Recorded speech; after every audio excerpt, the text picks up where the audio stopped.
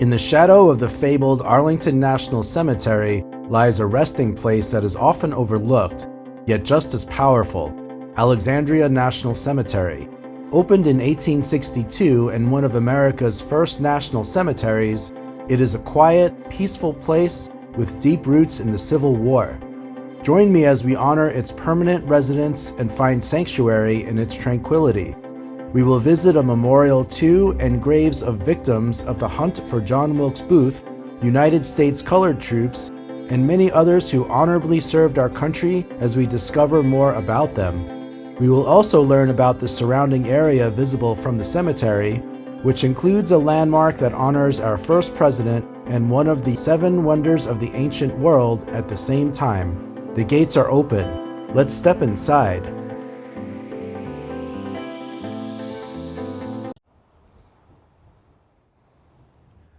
So I just found this on the ground. It says Remembrance Day, lest we forget. And then there's the information about a specific soldier. It says Private Thomas Anthrop, U.S. Army, date of death June 21st, 1864. And then it shows the burial site number. And as I explained to you before, this makes it very easy to find someone. And he is right up here.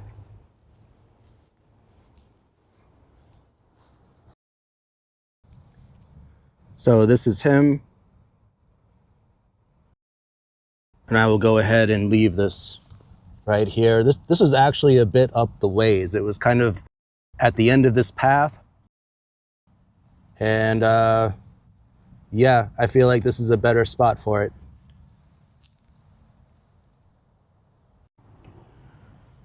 This one says musician, U.S. Army, died in 1864 in the Civil War. So this could have been a drummer boy. There's nothing referencing the age at all, but if you were an Army musician at that time, that kind of sounds like what it would be. Here we see it says Mildred P., his wife, who died in 1999. On this grave, Myrtle E., his wife, died 1978.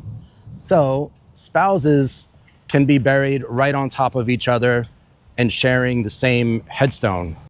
So here is the serviceman, World War I veteran, another World War I veteran.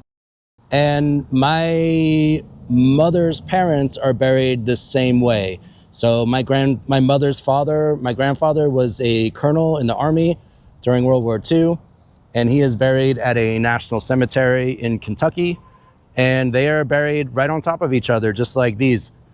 And as we bring our groups through Arlington National Cemetery, so we go there a lot. Most groups go to Arlington Cemetery, and there are tons of graves like that, where you have a husband and wife together. Also, children the age of 21 or under can also be buried under the same headstone. So you can have entire families buried underneath one specific headstone. And here we have 5 unknown soldiers, all lined up in a row.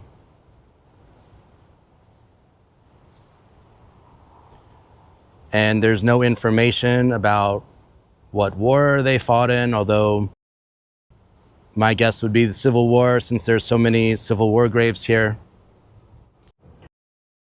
Here are some more headstones embedded directly into the ground and unknown from the Civil War. A known 1862.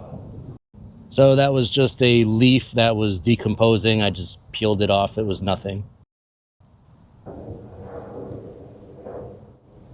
And another unknown from the Civil War. Here we have the base of the flagpole, and in the middle, you can see a bald eagle, and it says 1862. And the eagle is perched on fasces. This is a symbol you will see all over Washington, D.C., and all over America. It's even all over the world. And the whole idea of this symbol of the fasces So this comes from ancient Rome, although the ancient Romans didn't invent this. They took this on from one of the groups that they conquered. But what you see here is a bunch of rods. So these would be wooden rods that are all strapped together with leather. And basically, if you think about toothpicks, if you had one toothpick and snapped it in half, it would be real easy to do. But if you took a whole handful of toothpicks and tried to snap it, you just couldn't. It's too strong. So basically, there's strength in numbers is what that is about. And here you have an axe.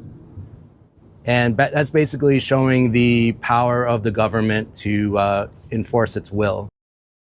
And if you think there's a similarity between the word fasces and fascism, the fascist movement actually took this on as their symbol because everything I just said could apply to them as well. And that's where the word comes from for them. But this is a symbol you see all over American statues and government buildings. If you look at a picture of the Lincoln Memorial with Lincoln sitting in the chair, the chair itself has these embedded in each side.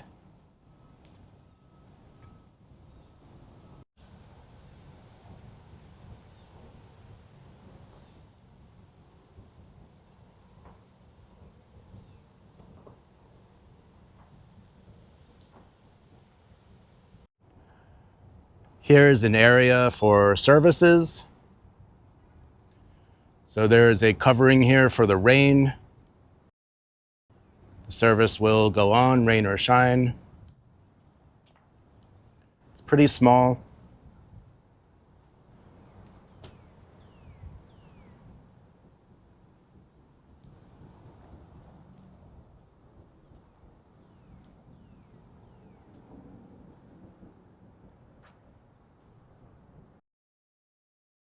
Here we have the grave of a wife of a serviceman.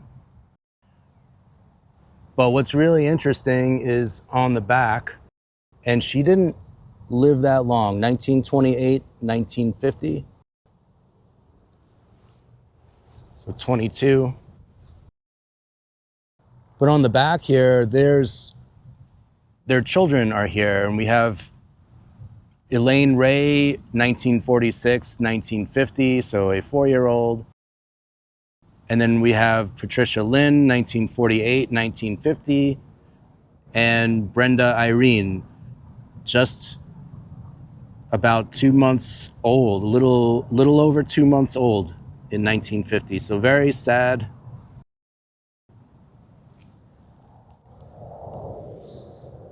I have to wonder I'm just realizing now that all the children died on November 16th, 1950, and